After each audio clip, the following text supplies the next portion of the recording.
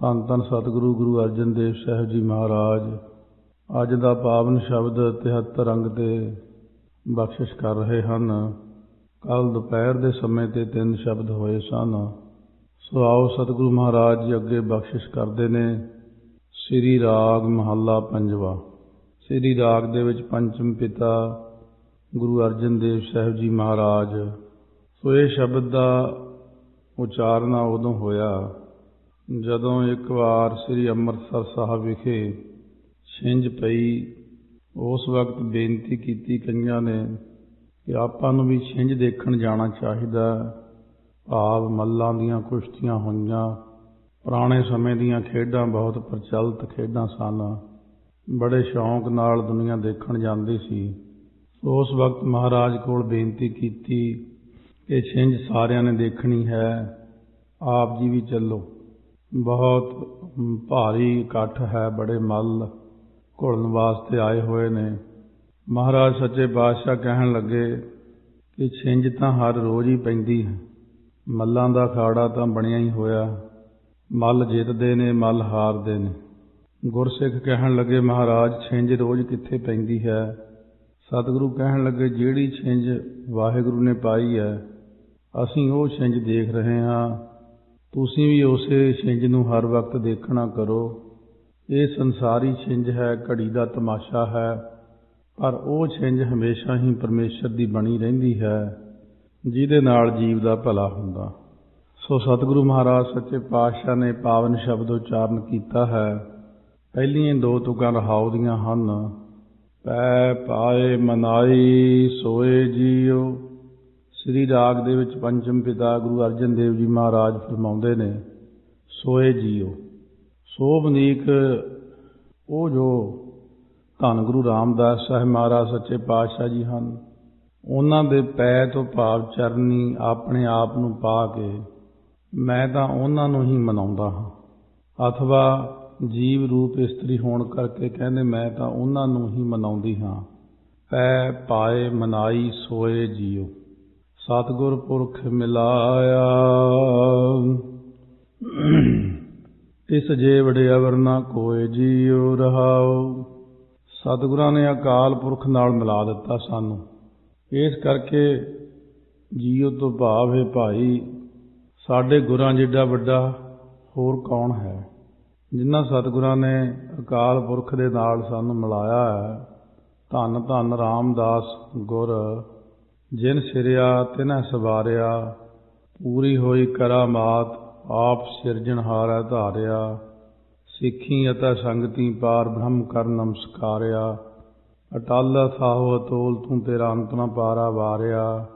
ਜਿਨੀ ਤੂੰ ਸੇਵਿਆ ਭਾਉ ਕਰ ਸੇ ਤੁਧ ਪਾਰ ਉਤਾਰਿਆ। ਲੱਭ ਲੋਭ ਕਾਮ ਕ੍ਰੋਧ ਮੋਹ ਮਾਰ ਕੱਢੇ ਤੁਧ ਸਹਿ ਪਰਵਾਰਿਆ। ਧਨ ਸੋ ਤੇਰਾ ਥਾਨ ਹੈ ਸੱਚ ਤੇਰਾ ਪੈ ਸਕਾਰਿਆ। ਇਸ ਕਰਕੇ ਸਾਰਾ ਕੁਝ ਤੁਸੀਂ ਆਪ ਹੋ। ਨਾਨਕ ਤੂੰ ਲਹਿਣਾ ਤੂੰ ਗੁਰ ਅੰਗਦ ਤੂੰ ਵਿਚਾਰ ਗੁਰ ਅਮਰ ਤੂੰ ਵਿਚਾਰਿਆ। ਗੁਰ ਡਿੱਠਾ ਤਾਂ ਮਨ ਸਾਧਾਰਿਆ। ਇਸ ਕਰਕੇ ਅਸੀਂ ਤਾਂ ਸਤਿਗੁਰੂ ਰਾਮਦਾਸ ਸਾਹਿਬ ਮਹਾਰਾਜ ਨੂੰ ਹੀ ਸਭ ਤੋਂ ਵੱਡਾ ਮੰਨਿਆ। ਜਿਨ੍ਹਾਂ ਸਤਿਗੁਰਾਂ ਨੇ ਸਾਨੂੰ ਅਕਾਲ ਪੁਰਖ ਵਾਹਿਗੁਰੂ ਨਾਲ ਮਿਲਾ ਦਿੱਤਾ। ਵਿਸ਼ਰਾਮ ਦੇ ਕੇ ਕਹਿੰਦੇ ਨੇ ਰਹਾਓ ਤੋਂ ਭਾਵ ਵਿਸ਼ਰਾਮ ਸਨਾਬੀ ਟੀਕਾ ਸ਼ਬਦ ਦਾ ਮੁੱਖ ਪ੍ਰਯੋਜਨ। ਗੋਸਾਈ ਮਹਿੰਡਾ ਇਠੜਾ ਅੰਮ ਅੱਬੇ ਥਾਵਹੋ ਮਿੱਠੜਾ। ਗੱਗੇ ਨੂੰ ਹੋੜਾ ਹੋਣ ਕਰਕੇ ਗੋਸਾਈ, ਜੇ ਔਂਕੜ ਹੁੰਦਾ ਤਾਂ ਗੁਸਾਈ ਛੇਤੀ ਬੋਲਿਆ ਜਾਣਾ ਸੀ। ਗੋ ਨਾਮ ਧਰਤੀ ਦਾ ਹੈ, ਸਾਈ ਨਾਮ ਮਾਲਕ ਦਾ। ਗੋ ਅੱਖਰ ਜਿੱਥੇ ਵੀ ਆ ਗਿਆ ਗੋ ਪਾਲ, ਗੋ ਨਾਮ ਧਰਤੀ ਦਾ, ਪਾਲ ਨਾਮ ਪਾਲਣਾ ਕਰਨ ਵਾਲਾ। ਸੋ ਮਹਾਰਾਜ ਫਰਮਾਉਂਦੇ ਨੇ ਜੋ ਪ੍ਰਿਥਵੀ ਦਾ ਮਾਲਕ ਅਥਵਾ ਸਾਰੀਆਂ ਧਰਤੀਆਂ ਦਾ ਮਾਲਕ ਵਾਹਿਗੁਰੂ ਹੈ। ਮਹਿੰਡਾ ਤੋਂ ਭਾਵ ਮੇਰਾ ਉਹ ਇਠੜਾ ਹੁੰਦਾ ਪਿਆਰਾ। ਇਠੜਾ ਜਿਵੇਂ ਇਸ਼ਟ ਹੁੰਦਾ ਅੱਖਰ, ਇਸ਼ਟ ਨਾਮ ਪਿਆਰਾ ਮੇਰਾ। ਇਠੜਾ ਨਾਮ ਪਿਆਰਾ ਹੈ ਮੇਰਾ। ਅੰਮ ਹੁੰਦੀ ਹੈ ਮਾਂ ਤੇ ਅੱਬੇ ਹੁੰਦੇ ਨੇ ਪਿਓ। ਮਹਾਰਾਜ ਕਹਿੰਦੇ ਅੰਮ ਅੱਬੇ ਥਾਵਹੋ ਮਿੱਠੜਾ। ਮਾਂ ਅਤੇ ਪਿਤਾ ਨਾਲੋਂ ਵੀ ਉਹਨਾਂ ਦੇ ਥਾਂਓਂ ਉਹਨਾਂ ਨਾਲੋਂ ਵੀ ਮਿੱਠੜਾ ਪਿਆਰਾ ਲੱਗ ਰਿਹਾ ਮੈਨੂੰ ਵਾਹਿਗੁਰੂ ਪਰਮਾਤਮਾ।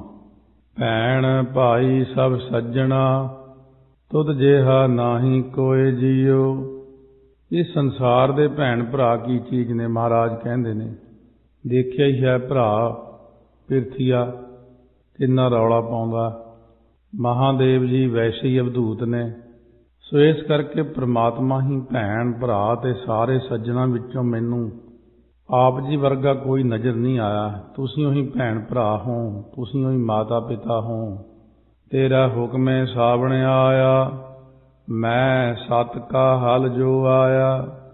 ਇਹ ਵਾਹਿਗੁਰੂ ਆਪ ਦੇ ਹੁਕਮ ਵਿੱਚ ਹੀ ਪ੍ਰੇਮ ਰੂਪ ਮਨੁੱਖਾ ਜਨਮ ਰੂਪ ਸਾਉਣ ਦਾ ਮਹੀਨਾ ਆ ਕੇ ਪ੍ਰਾਪਤ ਹੋਇਆ। ਸੋ ਇਸ ਮਨੁੱਖਾ ਦੇ ਰੂਪ ਸਾਉਣ ਵਿਖੇ ਮੈਂ ਸਤ ਦਾ ਨਿਸ਼ਚੇ ਕਰਨੇ ਰੂਪ ਹਲ ਜੋੜਨਾ ਕੀਤਾ। ਕਿਉਂਕਿ ਸਾਉਣ ਦੇ ਮਹੀਨੇ ਵਿੱਚ ਤੀਆਂ ਆਦਿਕ ਦਾ ਲੱਗਣਾ, ਛਿੰਝ ਪੈਣੀ, ਲੋਕਾਂ ਨੇ ਜਾਣਾ, ਮੇਲੇ ਲੱਗਣੇ। ਸੋ ਇਸ ਤਰ੍ਹਾਂ ਕਰਕੇ ਤਾਈਓ ਸਤਿਗੁਰੂ ਨੇ ਉਹ ਅਲੰਕਾਰ ਬਣਾਇਆ ਹੈ ਕਿ ਤੇਰਾ ਹੁਕਮੇ ਸਾਵਣ ਆਇਆ। ਤੇਰੇ ਹੁਕਮ ਦੇ ਵਿੱਚ ਜਾਂ ਪ੍ਰੇਮ ਰੂਪ ਮਨੁੱਖਾ ਜਨਮ ਸਾਉਣ ਦਾ ਮਹੀਨਾ ਮਿਲਿਆ। ਅਸਲ ਵਿੱਚ ਮਨੁੱਖਾ ਜਨਮ ਹੀ ਸਾਉਣ ਦਾ ਮਹੀਨਾ। ਇਹਦੇ ਵਿੱਚ ਜਿਹੜਾ ਮੈਂ ਹਲ ਚਲਾਇਆ ਹੈ ਮਨੁੱਖਾ ਰੂਪੀ ਦੇਹ ਦੇ ਵਿੱਚ, ਅਥਵਾ ਦੇਹ ਰੂਪ ਸਾਉਣ ਦੇ ਮਹੀਨੇ 'ਚ ਮੈਂ ਸਤ ਦਾ, ਜੋ ਸਤ ਪ੍ਰਮਾਤਮਾ ਹੈ ਉਹਦਾ ਨਿਸ਼ਚਾ ਕਰਨ ਰੂਪ ਹਲ ਚਲਾਇਆ, ਅਥਵਾ ਸਤ ਸੱਚ ਪ੍ਰਤੱਗੀ ਹੋਣਾ, ਸੱਚ ਬੋਲਣ ਦਾ ਹਲ ਚਲਾਇਆ। ਨਾਉ ਬੀਜਣ ਲੱਗਾ ਆਸ ਕਰ, ਹਰ ਬੋਹਲ ਬਖਸ਼ ਜਮਾਏ ਜੀਓ। ਇਹ ਵਾਹਿਗੁਰੂ ਤੇਰੀ ਆਸਾ ਕਰਕੇ ਬੁੱਧੀ ਰੂਪ ਜ਼ਮੀਨ ਵਿੱਚ ਨਾਮ ਰੂਪ ਬੀਜ ਨੂੰ ਬੀਜਣ ਲੱਗਿਆ। ਇਹ ਹਰ ਜੀਓ ਆਪਣੀ ਬਖਸ਼ਿਸ਼ ਰੂਪੀ ਬੋਹਲ ਨੂੰ ਤੁਸੀਂ ਆਪ ਹੀ ਕਿਰਪਾ ਕਰਕੇ ਜਮਾਉਣਾ ਹੈ, ਪੈਦਾ ਕਰਨਾ ਹੈ, ਅੰਕੁਰ ਫੁਟਾਉਣਾ ਹੈ। ਹਉ ਗੁਰ ਮਿਲੇ ਇੱਕ ਪਛਾਣਦਾ, ਦੂਜਾ ਕਾਗਲ ਚਿੱਤ ਨਾ ਜਾਣਦਾ। ਮੈਂ ਸਤਿਗੁਰੂ ਨਾਲ ਮਿਲ ਕੇ ਇੱਕ ਆਪ ਜੀ ਦੇ ਨਾਮ ਦਾ ਚਿੰਤਨ ਕਰਨਾ ਪਛਾਣਦਾ। ਨਾਮ ਤੋਂ ਬਿਨਾਂ ਦੂਜੇ ਕਾਗਲ ਹੁੰਦਾ, ਕਾਗਜ਼ ਚਿੱਤਰ ਨੇ, ਮੈਂ ਨਹੀਂ ਜਾਣਦਾ। ਦੂਜਾ ਕਾਗਲ ਹੁੰਦਾ, ਦੂਜਾ ਤੋਂ ਭਾਵ ਦਵੈਤ। ਦਵੈਤ ਦੀ ਕਾ ਗੱਲ ਭਾਵ ਕੋਈ ਗੱਲ ਵੀ ਮੈਂ ਨਹੀਂ ਜਾਣਦਾ। ਹਰ ਇੱਕ ਤੈ ਕਾਰੈ ਲਾਇਓ ਨ, ਜਿਉ ਭਾਵੈ ਤਿਵੈ ਨਿਭਾਹੇ ਜੀਓ। ਇਹ ਹਰੀ ਪਰਮੇਸ਼ਰ ਜੀ, ਤੁਸੀਂ ਮੈਨੂੰ ਇੱਕ ਭਗਤੀ ਰੂਪ ਕੰਮ ਦੇ ਵਿੱਚ ਲਾਇਆ, ਕਾਰ ਵਿੱਚ ਲਾਇਆ, ਸਾਨੂੰ ਲਗਾਉਣਾ ਕੀਤਾ ਹੈ। ਹੁਣ ਜਿਵੇਂ ਆਪ ਜੀ ਨੂੰ ਭਾਵੇ ਉਸੇ ਪ੍ਰਕਾਰ ਮੈਂ ਜੀਵ ਦਾ ਕੰਮ ਕਿਰਪਾ ਕਰਕੇ ਸਿਰੇ ਚੜ੍ਹਾ ਦਿਓ, ਮੇਰੇ ਤੇ ਮਿਹਰ ਕਰ ਦਿਓ। ਆਪਾਂ ਨੇ ਬੇਨਤੀ ਇਸ ਤਰ੍ਹਾਂ ਕਰਨੀ, ਆਪਾਂ ਨੂੰ ਜਾਚ ਦੱਸ ਰਹੇ ਨੇ ਕਿ ਸਾਡੇ ਉੱਤੇ ਕਿਰਪਾ ਕਰ ਦਿਓ, ਜਿਵੇਂ ਮਰਜ਼ੀ ਸਿਰੇ ਚੜ੍ਹਾ ਦਿਓ। ਤੁਸੀਂ ਭੋਗਿਓ ਹੋ, ਪੁੰਚੋ ਭਾਈ ਹੋ, ਗੁਰ ਦੀ ਬਾਣ ਕਵਾਏ ਪੈ ਨਾਈਓ।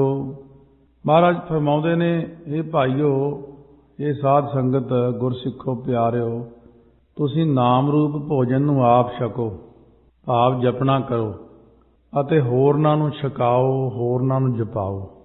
ਸਤਿਗੁਰੂ ਜੀ ਨੇ ਸਤਸੰਗ ਰੂਪੀ ਦੀ ਬਾਣ ਤੋਂ ਭਾਵ ਸਭਾ ਵਿੱਚ ਲਿਜਾ ਕੇ ਭਗਤੀ ਰੂਪੀ ਜਿਹੜੀ ਕਵਾਏ ਹੈ, ਕਵਾਏ ਹੁੰਦੀ ਪੋਸ਼ਾਕ ਪਹਿਨਾਈ ਹੈ। ਭਗਤੀ ਰੂਪੀ ਪੋਸ਼ਾਕ ਦੀ ਬਾਣ ਦੇ ਵਿੱਚ ਲਿਜਾ ਕੇ, ਸਭਾ ਦੇ ਵਿੱਚ ਲਿਜਾ ਕੇ ਪਹਿਨਾਈ ਆਪਾਂ ਨੂੰ। ਹਉ ਹੋਆ ਮਾਹਰ ਪਿੰਡ ਦਾ, ਬੰਨ ਆਂਦੇ ਪੰਜ ਸਰੀਕ ਜੀਓ। ਇਸ ਕਰਕੇ ਹੁਣ ਮੈਂ ਪਿੰਡ ਕੀ ਹੈ, ਸਰੀਰ ਰੂਪ ਪਿੰਡ। ਭਲਵਾਨ ਪਿੰਡਾਂ ਵਿੱਚ ਆਉਂਦੇ ਸੀ ਕੁਸ਼ਤੀ ਕਰਨ। ਕਹਿੰਦੇ ਮੈਂ ਸਰੀਰ ਰੂਪ ਪਿੰਡ ਦਾ ਮਾਹਰ ਤੋਂ ਭਾਵ ਚੌਧਰੀ, ਨੰਬਰਦਾਰ ਬਣ ਗਿਆ। ਅਤੇ ਜੀਵ ਦੇ ਕਾਮ ਕ੍ਰੋਧ ਆਦਿਕ ਪੰਜ ਜਿਹੜੇ ਸਰੀਕ ਸੀ, ਦੁਸ਼ਮਣ ਸੀ, ਬੰਨ ਆਂਦੇ, ਇਹ ਮੈਂ ਬੰਨ ਕੇ ਲੈ ਆਇਆ ਪੰਜਾਂ ਨੂੰ, ਚੰਗੀ ਤਰ੍ਹਾਂ ਬੰਨ ਲਿਆ ਹੈ ਇਹਨਾਂ ਨੂੰ। ਹਉ ਆਇਆ ਸਾਮੈ ਤਿਹੰਡੀਆ, ਪੰਜ ਕਿਰਸਾਨ ਮੁਜੇਰੇ ਮਹਿੰਡਿਆ।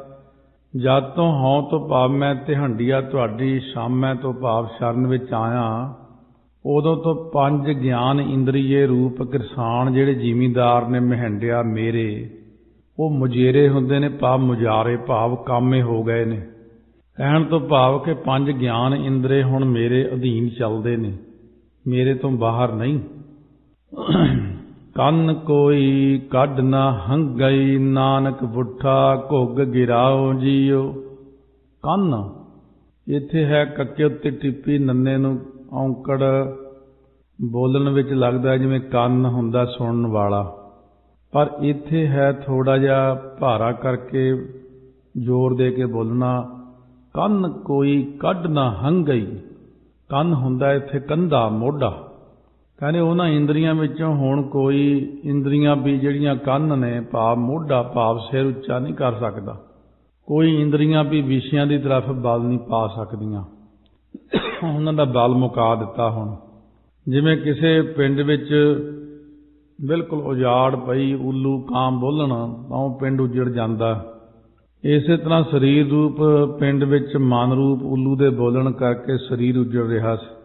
ਗੁਰੂ ਸਾਹਿਬ ਜੀ ਬਚਨ ਕਰਦੇ ਨੇ ਵੀ ਜਿਸ ਵੇਲੇ ਮਨ ਰੂਪ ਉੱਲੂ ਨੂੰ ਫੜ ਕੇ ਕਾਬੂ ਕਰ ਲਿਆ, ਉਸ ਵੇਲੇ ਸਰੀਰ ਰੂਪ ਗਿਰਾਉਂ ਪਿੰਡ ਸ਼ੁਭ ਗੁਣਾਂ ਨਾਲ ਘੁੱਗ। ਗਿਰਾਉਂ ਜੀ ਉਹ ਘੁੱਗ ਹੁੰਦਾ ਸੰਘਣਾ, ਮੁੱਠਾ ਹੁੰਦਾ ਵਸ ਗਿਆ। ਮਹਾਰਾਜ ਦੀ ਕਿਰਪਾ ਹੋ ਗਈ ਆ। 5 ਗਿਆਨ ਇੰਦਰੇ ਕਾਬੂ 'ਚ ਹੋ ਗਏ ਨੇ। ਅੱਖਾਂ, ਕੰਨ, ਚਮੜੀ, ਇਸੇ ਤਰ੍ਹਾਂ ਨਾਸਕਾ, ਸਾਡੀ ਜ਼ੁਬਾਨ, ਇਹ ਹੁਣ ਸਾਡੇ ਕੰਟਰੋਲ ਵਿੱਚ ਨੇ, ਬਾਹਰ ਨਹੀਂ ਜਾਂਦੇ। ਇਹੀ 5 ਗਿਆਨ ਇੰਦਰੀਏ ਕਿਸਾਨ ਜ਼ਿਮੀਂਦਾਰ ਮੇਰੇ ਕਾਮੇ ਬਣ ਗਏ। ਹੁਣ ਨਹੀਂ ਕੋਈ ਇਹਨਾਂ ਵਿੱਚੋਂ ਉੱਪਰ ਨੂੰ ਮੋਢਾ ਚੁੱਕ ਕੇ ਖੰਘਦਾ ਨਹੀਂ ਮੇਰੇ ਵੱਲ ਦੇਖ ਕੇ, ਨਾ ਹੀ ਕੋਈ ਇੱਧਰ ਨੂੰ ਮੋਢਾ ਕਰਦਾ, ਬਲ ਨਹੀਂ ਪਾ ਸਕਦਾ ਆਪਣਾ ਮੇਰੇ ਤੇ। ਅੱਗੇ 5 ਗਿਆਨ ਇੰਦਰੀਏ ਜਿਹੜੇ ਮੈਨੂੰ ਪਰੇਸ਼ਾਨ ਕਰਦੇ ਸੀ, ਸ਼ਬਦ, ਸਪਰਸ਼, ਰਸ, ਰੂਪ, ਗੰਧ, ਇਹਨਾਂ ਵਿੱਚ ਮੈਨੂੰ ਫਸਾਈ ਰੱਖਦੇ ਸੀ। ਅੱਗੇ ਹਉ ਵਾਰੀ ਘੁੰਮਾ ਜਾਵੰਦਾ, ਇੱਕ ਸਾਹਾ ਤੁਧ ਧਿਆਇਂਦਾ। ਹੇ ਵਾਹਿਗੁਰੂ, ਮੈਂ ਆਪ ਜੀ ਤੋਂ ਮਨ ਕਰਕੇ ਵਾਰਨੇ ਤੇ ਤਨ ਕਰਕੇ ਘੁੰਮਾ ਹੁੰਦਾ, ਬਲਿਹਾਰ ਜਾਂਦਾ। ਹਉ ਵਾਰੀ ਘੁੰਮਾ ਜਾਵੰਦਾ, ਇੱਕ ਸਾਹਾ ਤੁਧ ਧਿਆਇਂਦਾ। ਇਹ ਸ਼ਹਿਨਸ਼ਾਹ ਵਾਹਿਗੁਰੂ, ਇੱਕ ਤੁਹਾਨੂੰ ਹੀ ਮੈਂ ਧਿਆਉਂਦਾ ਜੀ। ਇੱਕ ਸਾਹਾ ਹੁੰਦਾ, ਇੱਕ ਰਸ ਲਗਾਤਾਰ, ਇੱਕ ਸਾਹਾ ਤੁਧ ਧਿਆਇਂਦਾ। ਸਵਾਸ ਸਵਾਸ, ਇੱਕ ਸਾਹ ਲਗਾਤਾਰ ਹੀ ਬਿਨਾਂ ਰੁਕਿਆ ਮੈਂ ਵਾਹਿਗੁਰੂ ਵਾਹਿਗੁਰੂ ਵਾਹਿਗੁਰੂ ਵਾਹਿਗੁਰੂ ਵਾਹਿਗੁਰੂ ਵਾਹਿਗੁਰੂ, ਰੁਕਦਾ ਹੀ ਨਹੀਂ ਮੈਂ। ਇੱਕ ਸਾਹਾ ਤੁਧ ਧਿਆਇਂਦਾ। ਇਹ ਇੱਕ ਸਾਹਾ ਸ਼ਹਿਨਸ਼ਾਹ ਪਰਮਾਤਮਾ, ਇੱਕ ਰਸ ਲਗਾਤਾਰ ਤੁਹਾਨੂੰ ਹੀ ਧਿਆਉਂਦਾ ਹਾਂ ਮੈਂ। ਉੱਜੜ ਥੇ ਵਸਾਇਓ, ਹਉ ਤੁਧ ਵਿਟਹੁ ਕੁਰਬਾਨ ਜੀਓ। ਅੰਤःਕਰਨ ਰੂਪ ਜਿਹੜਾ ਥੇ ਉਜੜਿਆ ਹੋਇਆ ਸੀ, ਉਹ ਮੁੜ ਕੇ ਸ਼ੁਭ ਗੁਣਾਂ ਨਾਲ ਤੁਸੀਂ ਵਸਾ ਦਿੱਤਾ। ਮੈਂ ਆਪ ਜੀ ਤੋਂ ਬਲਿਹਾਰ ਕੁਰਬਾਨ ਜਾਵਾਂ, ਜਿੱਥੇ ਔਗਣਾ ਕਰਕੇ ਮੈਂ ਉਜੜਿਆ ਪਿਆ ਸੀ। ਹੁਣ ਤੁਸੀਂ ਇਹੀ ਜੀ ਕਿਰਪਾ ਕੀਤੀ ਨਾਮ ਦੀ ਕਿ ਸਾਰੇ ਇੰਦਰੀਏ ਮੇਰੇ ਕਾਬੂ 'ਚ ਹੋਏ ਬੈਠੇ ਨੇ। ਮੇਰਾ ਸਰੀਰ ਰੂਪੀ ਘਰ ਫੇਰ ਵਸ ਗਿਆ ਹੈ, ਸ਼ੁਭ ਗੁਣ ਫੇਰ ਆ ਗਏ ਨੇ, ਨਾਮ ਉੱਥੇ ਫੇਰ ਵਸ ਗਿਆ ਹੈ। ਹਰ ਇੱਠੈ ਨਿਤ ਧਿਆਇਂਦਾ, ਮਨ ਚਿੰਦੀ ਸੋ ਫਲ ਪਾਇਂਦਾ।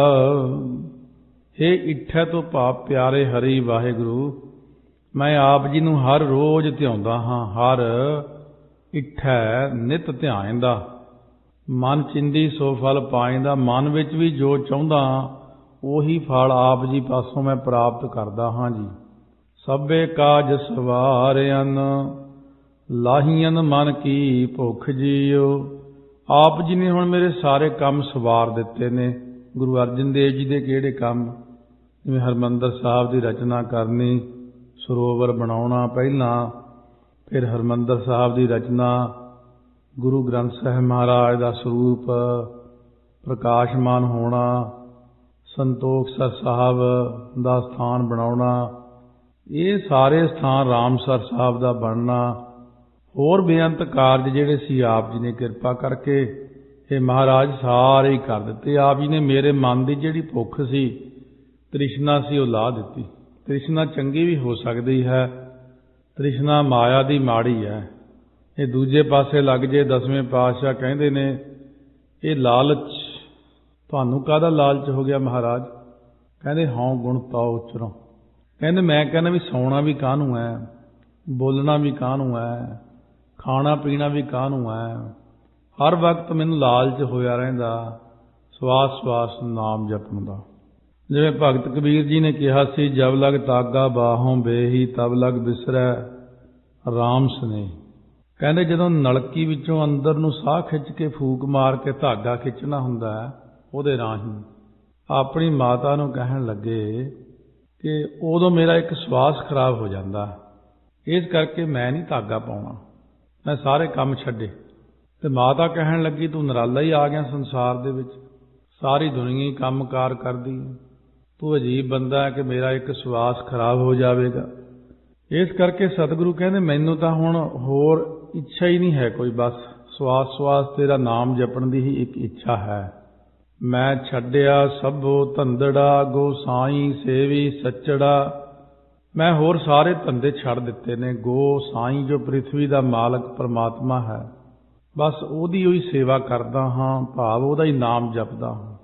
ਨੌ ਨਿਧ ਨਾਮ ਨਿਧਾਨ ਹਰ, ਮੈਂ ਪੱਲੇ ਬੱਧਾ ਛਿਕ ਜੀਓ। ਨੌ ਨਿਧੀਆਂ ਦਾ ਖਜ਼ਾਨਾ ਰੂਪ ਜੋ ਹਰੀ ਨਾਮ ਪਰਮਾਤਮਾ ਦਾ, ਉਹਨੂੰ ਮੈਂ ਜੀ ਦੇ ਨਿਸ਼ਚੇ ਪੂਰਵਕ ਅੰਦਰੋਂ ਐਨ ਆਪਣੇ ਮਨ ਕਰਕੇ ਨਿਸ਼ਚੇ ਦੇ ਨਾਲ ਬੁੱਧੀ ਰੂਪ ਪੱਲੇ ਵਿੱਚ ਹੁੰਦਾ। ਛਿੱਕ ਤੋਂ ਭਾਵ ਖਿੱਚ ਕੇ ਘੁੱਟ ਕੇ ਬੰਨ੍ਹ ਲਿਆ। ਚੌਥੇ ਪਾਤਸ਼ਾਹ ਦਾ ਸ਼ਬਦ, ਮੈਂ ਛੀਕ ਗਾਂਠਰੀ ਬਾਂਧਾ, ਘੁੱਟ ਕੇ ਪੱਲੇ ਨਾਲ ਦੇ ਬੰਨ੍ਹ ਲਿਆ ਮੈਂ। ਨੌ ਨਿਧੀਆਂ ਦਾ ਜੋ ਖਜ਼ਾਨਾ ਨਾਮ ਹੈ, ਮੈਨੂੰ ਨਾਮ ਬਾਰੇ ਚਾਨਣ, ਜਿਹਨੂੰ ਨਾਮ ਬਾਰੇ ਗਿਆਨ ਹੋ ਜੇ ਉਹ ਨਾਮ ਨੂੰ ਨਹੀਂ ਛੱਡਦਾ। ਮੈਂ ਸੁਖੀ ਹੂੰ ਸੁਖ ਪਾਇਆ, ਗੁਰ ਅੰਤਰ ਸ਼ਬਦ ਵਸਾਇਆ। ਮੈਂ ਤਾਂ ਜੀ ਸੁੱਖਾਂ ਵਿੱਚੋਂ ਆਤਮਿਕ ਸੁੱਖ ਪ੍ਰਾਪਤ ਕਰ ਲਿਆ।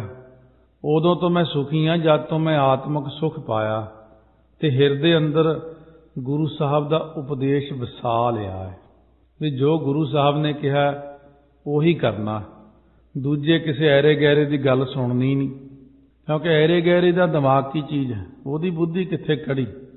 ਜੋ ਗੁਰੂ ਸਾਹਿਬ ਕਹਿੰਦੇ ਨੇ ਉਹੀ ਵੱਡਾ। ਸਤਿਗੁਰ ਪੁਰਖ ਵਿਖਾਲਿਆ, ਮਸਤਕ ਧਰ ਕੈ ਹੱਥ ਜੀਓ।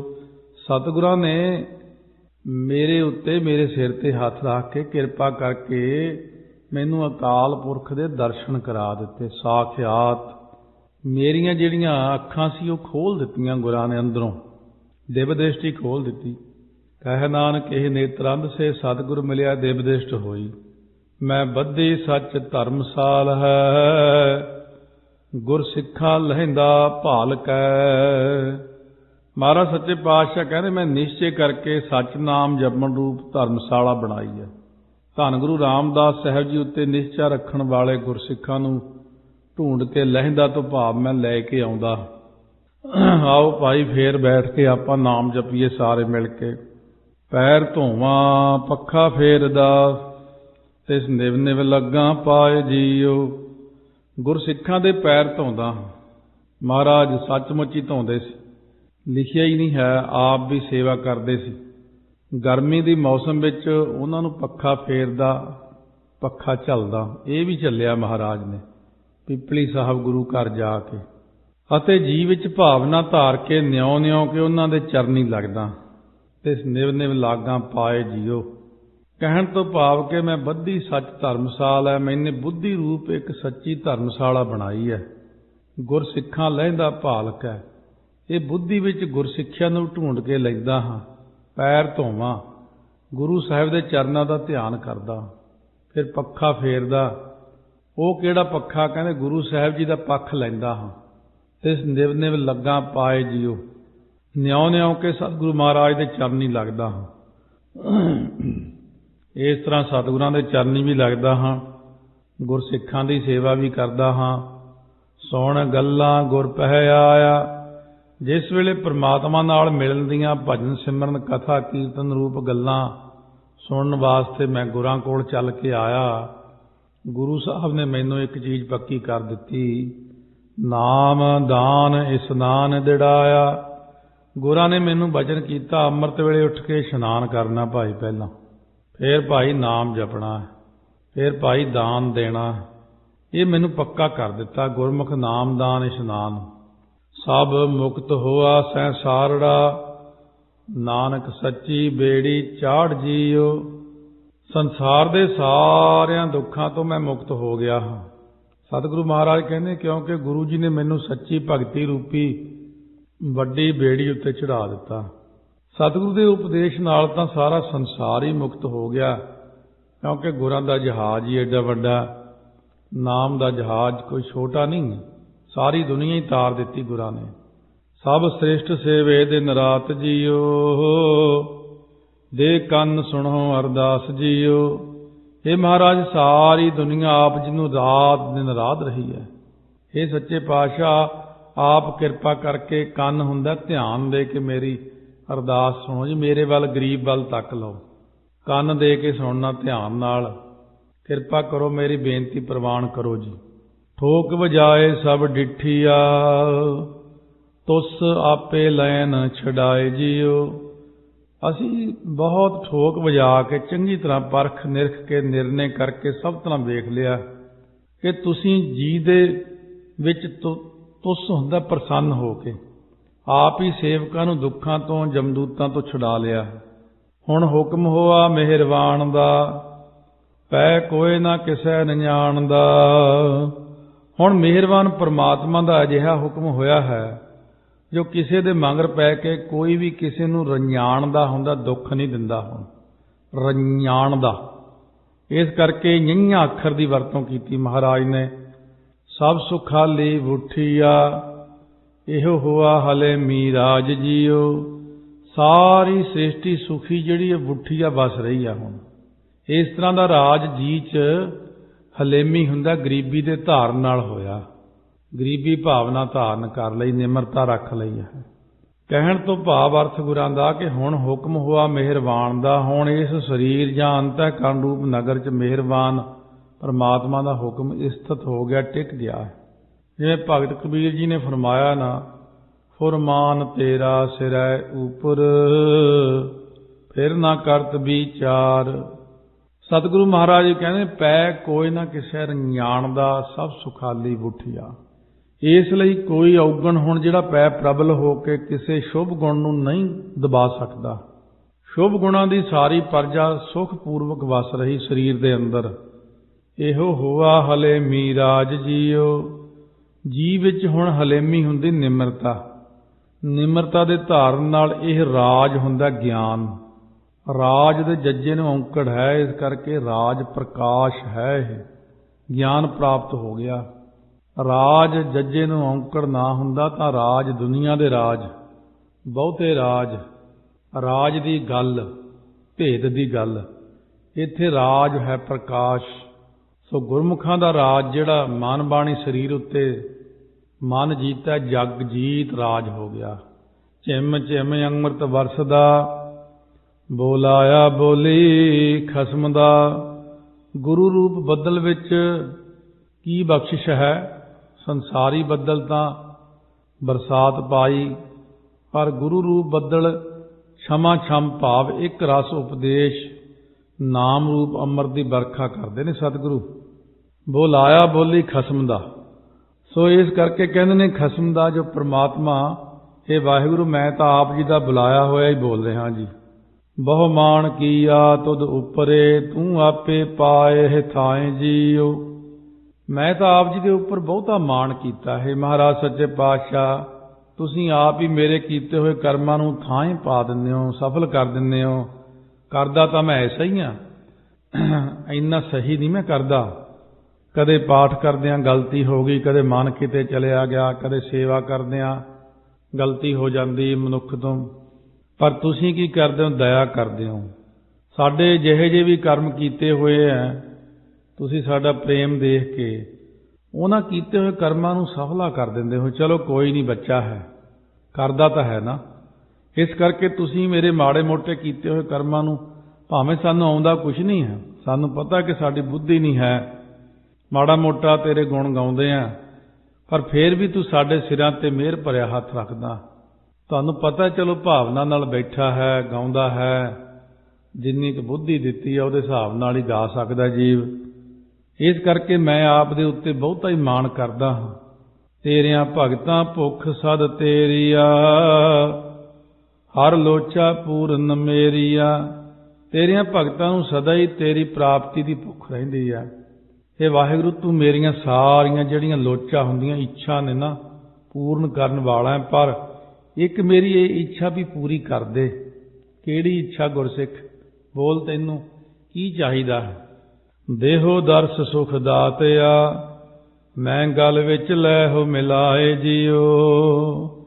ਇਹ ਸੁਖ ਦੇ ਦੇਣ ਵਾਲੇ ਦਾਤਿਆ, ਆਪਣਾ ਦਰਸ਼ਨ ਦੇਣਾ ਕਰ। ਇਹ ਮਹਾਰਾਜ ਜੀ, ਮੈਨੂੰ ਗਲ ਵਿੱਚ, ਗਲ ਬੱਕੜੀ ਵਿੱਚ ਲੈ ਕੇ ਆਪਣੇ ਨਾਲ ਮਿਲਾ ਲਓ। ਇਹ ਪ੍ਰਮਾਤਮਾ, ਜਿੱਥੇ ਤੂੰ ਮੈਨੂੰ ਇੰਨਾ ਕੁਝ ਦਿੱਤਾ ਹੈ, ਉੱਥੇ ਹੁਣ ਦਰਸ਼ਨ ਵੀ ਦੇ ਦਿਓ ਜੀ। ਮੈਨੂੰ ਆਪਣੇ ਗਲਵੱਕੜੀ ਵਿੱਚ ਲੈ ਲਓ ਜੀ, ਪਿਆਰ ਕਰੋ ਮੈਨੂੰ। ਤੁਧ ਜੇਵੜ ਅਵਰ ਨਾ ਭਾਲਿਆ, ਤੂੰ ਦੀਪ ਲੋ ਪਏ ਆਲਿਆ। ਤੁਹਾਡੇ ਜਿੱਡਾ ਵੱਡਾ ਹੋਰ ਕਿਸੇ ਨੂੰ ਨਹੀਂ ਵੇਖਿਆ ਮੈਂ, ਕੋਈ ਨਹੀਂ ਹੈ ਹੋਰ ਤੁਹਾਡੇ ਵਰਗਾ। ਕਿਉਂਕਿ ਤੁਸੀਂ 7 ਦੀਪਾਂ 14 ਲੋਕਾਂ 7 ਪਤਾਲਾਂ ਵਿੱਚ ਪਰਿਪੂਰਨ ਹੋ, ਇੰਨਾ ਵੱਡਾ ਨਹੀਂ ਹੈ ਕੋਈ। ਤੂੰ ਥਾਨ ਤਨੰਤਰ ਰਵ ਰਹਿਆ, ਨਾਨਕ ਭਗਤਾਂ ਸੱਚ ਆਧਾਰ ਜੀਓ। ਤੁਸੀਂ ਥਾਨਾਂ ਦੇ ਅੰਦਰ ਅਤੇ ਥਨੰਤਰ ਜੀਵਾਂ ਵਿੱਚ ਰਵ ਰਹੇ ਹੋ, ਪਰਿਪੂਰਨ ਹੋ, ਵਿਆਪਕ ਹੋ। ਸਤਿਗੁਰੂ ਨਾਨਕ ਦੇਵ ਜੀ, ਗੁਰੂ ਅਰਜਨ ਦੇਵ ਜੀ ਮਹਾਰਾਜ ਫਰਮਾਉਂਦੇ ਨੇ ਕਿ ਭਗਤਾਂ ਨੂੰ ਇਹ ਸੱਚੇ ਵਾਹਿਗੁਰੂ ਆਪ ਜੀ ਦਾ ਹੀ ਆਧਾਰ ਹੈ, ਆਸਰਾ ਹੈ। ਕਿਸੀ ਹੀ ਕੋਈ ਕੋਏ, ਮੰਝ ਨਿਮਾਣੀ ਇੱਕ ਤੂੰ, ਕਿਉਂ ਨਾ ਮਰੀਜਾ ਰੋਏ, ਜਾਂ ਲਗ ਚਿੱਤ ਨਾ ਆਵਹੀ। ਹਉ ਗੋਸਾਈਂ ਦਾ ਪਹਿਲਵਾਨੜਾ, ਮੈਂ ਗੁਰਮਿਲ ਉੱਚ ਦੁਮਾਲੜਾ। ਮੈਂ ਗੋਸਾਈ ਪ੍ਰਮਾਤਮਾ ਦਾ ਨਿੱਕਾ ਜਿਹਾ ਪਹਿਲਵਾਨ ਹਾਂ, ਪਰ ਮੈਂ ਗੁਰਾਂ ਨਾਲ ਮਿਲ ਕੇ ਜਸ ਰੂਪ ਉੱਚਾ ਦੁਮਾਲੜਾ ਬੰਨਿਆ ਹੈ। ਗੁਰਾਂ ਨਾਲ ਮਿਲ ਕੇ ਮੈਨੇ ਵਿਸ਼ੇਸ਼ ਕਰਕੇ ਜੋ ਦਵੈਤ ਭਾਵ ਨੂੰ ਖਤਮ ਕਰ ਦਿੱਤਾ, ਦਵੈਸ਼ ਨੂੰ ਮਲ ਦਿੱਤਾ, ਇਹੀ ਦੁਮਾਲੜਾ ਬੰਨਿਆ। ਦੁਮਾਲਾ ਦੋਹਰੀ ਦਸਤਾਰ, ਇੱਕ ਛੋਟੀ ਦਸਤਾਰ ਥੱਲੇ, ਇੱਕ ਵੱਡੀ ਉੱਪਰ। ਸੋ ਮਹਾਰਾਜ ਦਾ ਹੁਕਮ ਸੀ, ਜਦੋਂ ਮੇਰੀ ਹਜ਼ੂਰੀ ਆਉਣਾ ਦੁਮਾਲਾ ਸਜਾ ਕੇ ਆਉਣਾ। ਦਸਤਾਰਾਂ 2, ਛੋਟੀ ਦਸਤਾਰ ਦੇ ਉੱਪਰੋਂ ਵੱਡੀ ਸਜਾ ਕੇ। ਨਿਹੰਗ ਸਿੰਘ ਫੌਜਾਂ ਵਿੱਚ ਦੁਮਾਲਾ ਸਜਾਇਆ ਜਾਂਦਾ। ਇਸ ਪ੍ਰਕਾਰ ਦੇ ਨਾਲ ਜਦੋਂ ਵੀ ਦੁਮਾਲਾ ਸਜਾਉਣਾ, ਦਸਤਾਰ ਬੰਨ੍ਹਣੀ, ਉਦੋਂ ਸ਼ਲੋਕ ਪਤ ਰਾਖੀ ਗੁਰਪਾਦ ਬ੍ਰਹਮ ਤਜ ਪ੍ਰਪੰਚ ਮੋਹ ਵਿਕਾਰ, ਨਾਨਕ ਸੋ ਰਾਧੀ ਅੰਤਰਾ ਪਾਰਾਵਾਰ। 52 ਅੱਖਰੀ ਵਿੱਚੋਂ ਖਿਆਲ ਕੀਤਾ ਜਾਂਦਾ, ਸ਼ਾਇਦ 37ਵਾਂ ਸ਼ਲੋਕ ਹੈ ਇਹ। ਔਰ ਇਹ ਜਿਹੜੀਆਂ ਪੰਗਤੀਆਂ ਨੇ, 2 ਪੰਗਤੀਆਂ ਨਿਹੰਗ ਸਿੰਘ ਦਸਤਾਰ ਸਜਾਉਣ ਲੱਗਿਆਂ ਪੜ੍ਹਦੇ ਨੇ। ਹਉ ਗੋਸਾਈਂ ਦਾ ਪਹਿਲਵਾਨੜਾ, ਮੈਂ ਗੁਰਮਿਲ ਉੱਚ ਦੁਮਾਲੜਾ। ਸਭ ਹੋਈ ਛਿੰਝ ਇਕੱਠੀਆ, ਦਈਓ ਬੈਠਾ ਵੇਖੈ ਆਪ ਜੀਓ। ਇਹ ਸੰਸਾਰ ਰੂਪ ਛਿੰਝ ਜਿਹੜੀ ਨਾ ਅਖਾੜੇ ਵਿੱਚ ਗੁਰਮੁਖ ਤੇ ਮਨਮੁਖ ਰੂਪ ਪਹਿਲਵਾਨਾਂ ਦੀ ਇਕੱਤਰਤਾ ਹੋਈ ਹੈ। ਜੰਮੇ ਇਕੱਠੇ ਹੀ ਨੇ ਸਾਰੇ। ਇਸ ਸੰਸਾਰ ਛਿੰਝ ਦੇ ਪਵਾਉਣ ਵਾਲਾ ਦਈਓ ਹੁੰਦਾ ਪ੍ਰੇਰਕ। ਦੱਦਾ ਯਈਏ ਨੂੰ ਔਂਕੜ ਦਈਓ, ਪਿੱਛੇ ਆਇਆ ਸੀ ਦੱਦੇ ਔਂਕੜ ਯਈਏ ਕਿੰਨਾ ਦੁਈਆ। ਇਹ ਯਈਏ ਦੀ ਆਵਾਜ਼ ਬਦਲ ਜਾਂਦੀ ਹੈ। ਸਭ ਬੈਰਨ ਕਉ ਆਸ ਸੰਘਰੀਆ ਹੈ। ਇਸ ਕਰਕੇ ਪਾਠ ਕਰਨ ਵੇਲੇ ਬਹੁਤ ਧਿਆਨ ਦੇਣਾ ਪੈਂਦਾ ਕਿ ਸਰਬੱਤਰ ਮਾਨਿਆ ਕਿ ਸਰਬੱਤਰ ਦਾਨਿਆ। ਸੋ ਇਸ ਕਰਕੇ ਛਤਰ ਚੱਕਰ ਮਾਨਿਆ, ਛਤਰ ਚੱਕਰ ਜਾਣਿਆ, ਛਤਰ ਚੱਕਰ ਦਾਨਿਆ। ਸਿਹਾਰੀ ਬਿਹਾਰੀ ਨਾਲ ਹੀ ਦੀ ਆਵਾਜ਼ ਬਦਲ ਜਾਂਦੀ ਹੈ। ਦੁਈਆ ਕਾਗਲ ਚਿੱਤ ਨਾ ਜਾਣਦਾ। ਇੱਥੇ ਬੈਠਾ ਉਚਾਰਨ ਕੀਤਾ ਦਈਓ ਬੈਠਾ ਵੇਖਿਆ ਆਪ ਜੀਓ। ਦਈਓ ਹੁੰਦਾ ਪ੍ਰੇਰਕ ਪਰਮਾਤਮਾ, ਆਪ ਹੀ ਇਹਨਾਂ ਸਾਰਿਆਂ ਜੀਵਾਂ ਨੂੰ ਇਕਾਂਤ ਜਗ੍ਹਾ ਤੇ ਬੈਠ ਕੇ ਵੇਖ ਰਿਹਾ ਹੈ। ਜਿਵੇਂ ਪ੍ਰਤੱਖ ਛਿੰਝ 'ਚ ਟੰਮਕ ਤੇ ਭੇਰੀਆਂ ਵੱਜਦੇ ਨੇ, ਇਸ ਸੰਸਾਰ ਵਿੱਚ ਛਿੰਝ ਟੰਮਕ ਤੇ ਭੇਰੀਆਂ ਕਿਹੜੀਆਂ ਵੱਜ ਰਹੀਆਂ ਸੰਸਾਰ ਰੂਪੀ ਛਿੰਝ ਵਿੱਚ। ਮਹਾਰਾਜ ਕਹਿਣ ਲੱਗੇ ਵਾਤ ਵੱਜਨ ਟੰਮਕ ਭੇਰੀਆਂ। ਆ ਜਿਹੜੇ ਸਾਰੇ ਜੀਵ ਨੇ ਨਾ, ਇਹ ਵਾਤ ਮੂੰਹਾਂ ਵਿੱਚੋਂ ਜਿਹੜੇ ਛੋਟੇ ਛੋਟੇ ਸ਼ਬਦ ਕਰਦੇ ਨੇ, ਗੱਲਾਂ ਕਰਦੇ ਨੇ, ਬੋਲਦੇ ਨੇ, ਪੰਛੀ ਬੋਲਦੇ ਨੇ, ਹਰ ਕੋਈ ਬੋਲਦਾ ਹੈ। ਇਹ ਟੰਮਕ ਹੁੰਦੇ ਨੇ ਛੋਟੇ ਨਗਾਰੇ, ਤੂਤੀਆਂ ਵੱਜ ਰਹੀਆਂ ਨੇ। ਤਮਾਮ ਜੀਵਾਂ ਦੇ ਵਾਤ ਮੂੰਹ ਚੋਂ ਜੋ ਵੱਡੇ ਵੱਡੇ ਸ਼ਬਦ ਹੋ ਰਹੇ ਨੇ, ਉੱਚੀਆਂ ਆਵਾਜ਼ਾਂ ਵਿੱਚ ਬੋਲਦੇ ਨੇ, ਇਹ ਭੇਰੀਆਂ ਤੋਂ ਭਾਵ ਵੱਡੇ ਨਗਾਰੇ ਧੌਂਸੇ ਵੱਜ ਰਹੇ ਨੇ। ਮੱਲ ਲੱਥੇ ਲੈਂਦੇ ਫੇਰੀਆਂ।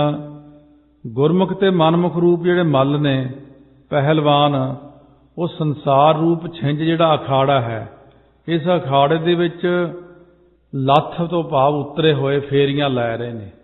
ਗੁਰਮੁਖਾਂ ਰੂਪ ਪਹਿਲਵਾਨ ਫੇਰੀਆਂ ਲੈਂਦੇ ਹੋਏ, ਹੱਲੇ ਦੇ ਸ਼ਬਦ ਪੜ੍ਹਦੇ ਹੋਏ ਸੰਸਾਰ ਛਿੰਝ 'ਚ ਆ ਕੇ ਉਤਰੇ ਨੇ। ਤੇਰਾ ਕੀਤਾ ਜਾਤੋ ਨਾਹੀ मैनो जोग कीतोई, मैं निर्गुणियारे को गुण नाहीं, आपे तरस पए होई। तरस पया मेहरा मत होई, सतगुर सज्जन मिलिया, नानक नाम मिलै तां जीवा, तन मन थीवै हरिया। ਮਨਮੁਖਾਂ ਰੂਪੀ ਪਹਿਲਵਾਨ ਫੇਰੀਆਂ ਲੈਂਦੇ ਹੋਏ ਸਿਰਫ ਡੰਡ ਰੌਲਾ ਪਾਉਂਦੇ ਨੇ। ਸੰਸਾਰ ਛਿੰਝ 'ਚ ਉਤਰੇ ਤਾਂ ਹੋਏ ਨੇ, ਪਰ ਵਿਕਾਰਾਂ ਨੂੰ ਭੋਗਣ 'ਚ ਹੀ ਰੌਲਾ ਪਾਈ ਜਾਂਦੇ ਨੇ, ਵਿਸ਼ਿਆਂ ਦੀਆਂ ਗੱਲਾਂ ਕਰੀ ਜਾਂਦੇ ਨੇ, ਉਹ ਨਿੰਦਿਆ ਦਾ ਹੀ ਰੌਲਾ ਪਾਉਂਦੇ ਨੇ, ਉਹ ਹਮੇਸ਼ਾ ਚੁਗਲੀਆਂ ਹੀ ਕਰੀ ਜਾਂਦੇ ਨੇ। ਉਹ ਹਮੇਸ਼ਾ, ਜਿਵੇਂ 100 ਸਾਖੀ 'ਚ ਲਿਖਿਆ ਮਹਾਰਾਜ ਨੇ, ਰੌਲੇ ਕੇ ਸਿੱਖ ਹੋਹਾਂਗੇ। ਕਹਿਣ ਤੋਂ ਭਾਵ ਮਹਾਰਾਜ ਕਹਿੰਦੇ ਬਾਣੀ ਤਾਂ ਘੱਟ ਪੜ੍ਹਨ ਵਾਲੇ ਹੀ ਹੋਣਗੇ, ਸਿੱਖ ਰੌਲਾ ਪਾਉਣ ਵਾਲੇ ਜ਼ਿਆਦਾ ਹੋਣਗੇ ਆਉਣ ਵਾਲੇ ਸਮੇਂ 'ਚ। ਇਸ ਕਰਕੇ ਉਹ ਮਨਮੁਖਾਂ ਦੀ ਦਸ਼ਾ ਧਾਰਨ ਕਰਨ ਜਾਣਗੇ। ਸੋ ਮਹਾਰਾਜ ਨੇ ਜਿਵੇਂ 100 ਸਾਖੀ 'ਚ ਲਿਖਿਆ, ਸੰਤ ਖਾਲਸਾ ਕਾ ਹੋਸੀ ਪ੍ਰਕਾਸ਼, ਮਲੇਸ਼ ਖਾਲਸਾ ਕਾ ਹੋਸੀ ਨਾਸ। ਖਾਲਸਾ ਮਲੇਸ਼ ਵੀ ਹੋ ਜਾਂਦਾ ਕਦੇ ਕਦੇ ਵਿੱਚ। ਇਹ ਡੰਡ ਰੌਲਾ ਪਾਉਣ ਵਾਲੇ ਮਨਮੁਖ ਲੋਕ ਸੰਸਾਰ ਛਿੰਝ 'ਚ ਉਤਰੇ ਹੋਏ ਨੇ। ਨਿਹਤੇ ਪੰਜ ਜਵਾਨ ਮੈਂ, ਗੁਰ ਥਾਪੀ ਦਿੱਤੀ ਕੰਡ ਜੀਓ। ਜਿਸ ਵੇਲੇ ਗੁਰੂ ਸਾਹਿਬ ਨੇ ਮੇਰੀ ਕੰਡ ਤੇ ਪਿੱਠ ਤੇ ਥਾਪੀ ਦਿੱਤੀ, ਉਸ ਵੇਲੇ ਮੈਂ ਕਾਮ, ਕ੍ਰੋਧ, ਲੋਭ, ਮੋਹ, ਹੰਕਾਰ ਜਿਹੜੇ ਪੰਜੇ ਸੂਰਮੇ ਸੀ, ਇਹ ਨਿਹਤੇ ਮੈਂ ਕਾਬੂ ਕਰ ਲਏ। ਸੋ ਇੱਕ ਹੁੰਦਾ ਇਹੀ ਅੱਖਰ ਨਿਹੱਤੇ ਬਣ ਜਾਂਦਾ, ਇਹੀ ਅੱਖਰ ਨਿਹਤੇ ਹੈ। ਔਰ ਇਸ ਕਰਕੇ ਨਿਹੱਤੇ ਵਿਸ਼ੇਸ਼ ਕਰਕੇ ਕਾਮ, ਕ੍ਰੋਧ, ਲੋਭ, ਮੋਹ, ਹੰਕਾਰ ਮੈਂ ਮਾਰ ਦਿੱਤੇ ਨੇ। ਸਭ ਇਕੱਠੇ ਹੋਏ ਆਇਆ, ਘਰ ਜਾਸਨ ਵਾਟ ਵਟਾਇਆ। ਜਿਵੇਂ ਜਿਹੜੇ ਪ੍ਰਤੱਖ ਮੱਲ ਅਖਾੜੇ 'ਚ ਸਾਰੇ ਪਹਿਲਵਾਨ ਇਕੱਠੇ ਹੋ ਕੇ ਆਉਂਦੇ ਨੇ, ਸਭ ਇਕੱਠੇ ਹੋਏ ਆਇਆ। ਪਰ ਜੇ ਘਰੇ ਜਾਂਦੇ ਨੇ ਵਾਪਸ ਘਰਾਂ ਨੂੰ, ਪਿੰਡਾਂ 'ਚ ਕਈ ਪਿੰਡਾਂ ਦੇ ਇਕੱਠ ਵਿੱਚ ਜਦੋਂ ਮੇਲਾ ਲੱਗਦਾ, ਭਲਵਾਨ ਕੁਸ਼ਤੀਆਂ ਕਰਦੇ ਨੇ, ਇਕੱਠੇ ਹੋ ਕੇ ਸਾਰੇ ਆਉਂਦੇ ਨੇ। ਪਰ ਘਰ ਨੂੰ ਜਦੋਂ ਜਾਂਦੇ ਨੇ, ਘਰ ਜਾਸਨ ਵਾਟ ਵਟਾਇਆ। ਪਰ ਜਿਸ ਵੇਲੇ ਘਰਾਂ ਨੂੰ ਵਾਪਸ ਜਾਂਦੇ ਨੇ ਤਾਂ ਵਾਟ ਹੁੰਦਾ ਰਸਤਾ ਬਦਲ ਕੇ ਜਾਂਦੇ ਨੇ, ਕਿਉਂਕਿ ਜਿਸ ਰਸਤੇ ਜਿੱਤ ਵਾਲੇ ਭਲਵਾਨ ਜਾਂਦੇ ਨੇ, ਉਹ ਰਸਤੇ ਹਾਰ ਵਾਲੇ ਭਲਵਾਨ ਨਹੀਂ ਜਾਂਦੇ। ਉਹ ਕਿੱਧਰ ਦੀ ਜਾਂਦੇ ਨੇ? ਲੋਕ ਤਾਂ ਰਾਹੋ ਰਾਹੀ ਜਾਂਦੇ ਨੇ, ਉਹ ਵੱਟੇ ਵੱਟ ਖੇਤਾਂ ਦੀਆਂ ਵੱਟਾਂ ਤੇ ਉਹਲੇ ਜਿਹੇ ਹੋ ਕੇ ਜਾਂਦੇ ਹਾਰੇ ਹੋਏ ਭਲਵਾਨ, ਰਾਂਡੇ ਬੀਂਡੇ ਜਾਂਦੇ ਨੇ। ਉਹ ਇੱਧਰ ਉੱਧਰ ਹੋ ਕੇ ਵੀ ਕੋਈ ਦੇਖ ਨਾ ਲਵੇ, ਕੋਈ ਬਦਨਾਮੀ ਨਾ ਹੋ ਜੇ, ਕੋਈ ਬਦਨਾਮੀ ਦੀ ਗੱਲ ਨਾ ਕਹਿ ਦੇ, ਐਵੇਂ ਚੁਭਣ ਵਾਲੀ ਛੁਪਦੇ ਫਿਰਦੇ ਨੇ। ਫਿਰ ਉਹ ਇਸੇ ਪ੍ਰਕਾਰ ਸਤਿਗੁਰੂ ਕਹਿੰਦੇ ਗੁਰਮੁਖ ਤੇ ਮਨਮੁਖ ਦਾ ਜਨਮ ਸੰਸਾਰ 'ਚ ਇਕੱਠਾ ਹੀ ਹੁੰਦਾ। ਆਉਂਦੇ ਤਾਂ ਸਾਰੇ ਇਕੱਠੇ ਹੀ ਨੇ ਮਾਤਾ ਦੇ ਉਦਰ ਤੋਂ, ਕਿਉਂਕਿ ਮਨੁੱਖ ਜਨਮ ਸਾਰਿਆਂ ਦਾ ਇੱਕੋ ਜਿਹਾ ਹੀ ਹੈ, ਜਿਹਾ ਜਿਹਾ ਗੁਰਮੁਖਾਂ ਦਾ ਉਹ ਜਿਹਾ ਮਨਮੁਖਾਂ ਦਾ। ਪਰ ਜਿਸ ਵੇਲੇ ਪਰਲੋਕ ਘਰ ਜਾਂਦੇ ਤਾਂ ਰਸਤਾ ਬਦਲ ਜਾਂਦਾ। ਗੁਰਮੁਖ ਮੁਕਤ ਰੂਪ ਰਸਤੇ ਚਲੇ ਜਾਂਦੇ, ਮਨਮੁਖ ਜਮਾਂ ਦੇ ਮਾਰਗ ਤੇ ਚਲੇ ਜਾਂਦੇ ਨੇ। ਮਨਮੁਖਾਂ ਨੇ ਭਗਤੀ ਰੂਪ ਵਾਟ ਨੂੰ ਬਦਲ ਦਿੱਤਾ, ਇਸ ਕਰਕੇ ਉਹ ਨਰਕਾਂ ਰੂਪ ਘਰ ਵਿੱਚ 84 ਲੱਖ ਜੂਨੀ ਰੂਪ ਘਰ ਵਿੱਚ ਨਹੀਂ ਜਾਂਦੇ। ਗੁਰਮੁਖਾਂ ਨੇ ਸੰਸਾਰਕ ਵਾਟ ਨੂੰ ਬਦਲਾ ਦਿੱਤਾ, ਇਸ ਕਰਕੇ ਉਹ ਗੁਰਮੁਖ ਸਰੂਪ ਰੂਪੀ ਘਰ ਜਾਂਦੇ ਨੇ। ਮਨਮੁਖਾਂ ਨੇ ਭਗਤੀ ਰੂਪ ਵਾਟ ਨੂੰ ਬਦਲਾਉਣ ਕਰਕੇ ਉਹ ਨਰਕਾਂ ਰੂਪ ਜਾਂ 84 ਲੱਖ ਜੂਨਾਂ ਦੇ ਘਰਾਂ 'ਚ ਚਲੇ ਜਾਂਦੇ ਨੇ। ਗੁਰਮੁਖ ਤਾਂ ਸਰੂਪ ਰੂਪੀ ਘਰ 'ਚ ਜਾਂਦੇ ਨੇ, ਪਰ ਮਨਮੁਖਾਂ ਨੇ ਉਹ ਵਾਟ ਨੂੰ ਮਿਟਾਇਆ, ਬਦਲਾ ਹੀ ਦਿੱਤਾ। ਗੁਰਮੁਖ ਲਾਹਾ ਲੈ ਗਏ, ਮਨਮੁਖ ਚੱਲੇ ਮੂਲ ਗਵਾਏ ਜੀਓ। ਗੁਰਮੁਖ ਤਾਂ ਨਾਮ ਦਾ ਲਾਭ ਲੈ ਕੇ ਸੱਚਖੰਡ ਚਲੇ ਗਏ ਨੇ। ਮਨਮੁਖ ਜੀਵ ਆਪਣੇ ਮੂਲ ਰੂਪ ਸਵਾਸਾਂ ਨੂੰ ਵੀ ਗਵਾ ਕੇ ਜਮਪੁਰੀ ਨੂੰ ਚਲੇ ਗਏ ਨੇ। ਤੂੰ ਵਰਨਾ ਚਿਹਨਾ ਬਹਾਰਾ, ਹਰ ਦਿਸ ਹੈ ਹਾਜ਼ਰ ਜਾਹਰਾ। हे ਵਾਹਿਗੁਰੂ, ਤੁਸੀਂ ਚਾਰੇ ਵਰਨਾਂ ਤੋਂ ਅਤੇ ਅਨੇਕ ਪ੍ਰਕਾਰ ਦੇ ਚਿੰਨ੍ਹਾਂ ਤੋਂ ਬਾਹਰ ਹੋ। हे ਵਾਹਿਗੁਰੂ, ਤੁਸੀਂ ਹਰ ਇੱਕ ਜਗ੍ਹਾ ਉੱਪਰ ਹਾਜ਼ਰਾ, ਹਜੂਰ, ਜਾਹਰਾ, ਜ਼ਹੂਰ ਹੋ। ਨੇੜੇ ਜਾਹਰਾ ਤੋਂ ਭਾਵ, ਨੇੜੇ ਤੋਂ ਨੇੜੇ ਜਾਹਰਾ ਤੋਂ ਭਾਵ ਪ੍ਰਸਿੱਧ ਦਿਸ ਰਹੇ ਹੋ ਸਾਰੇ।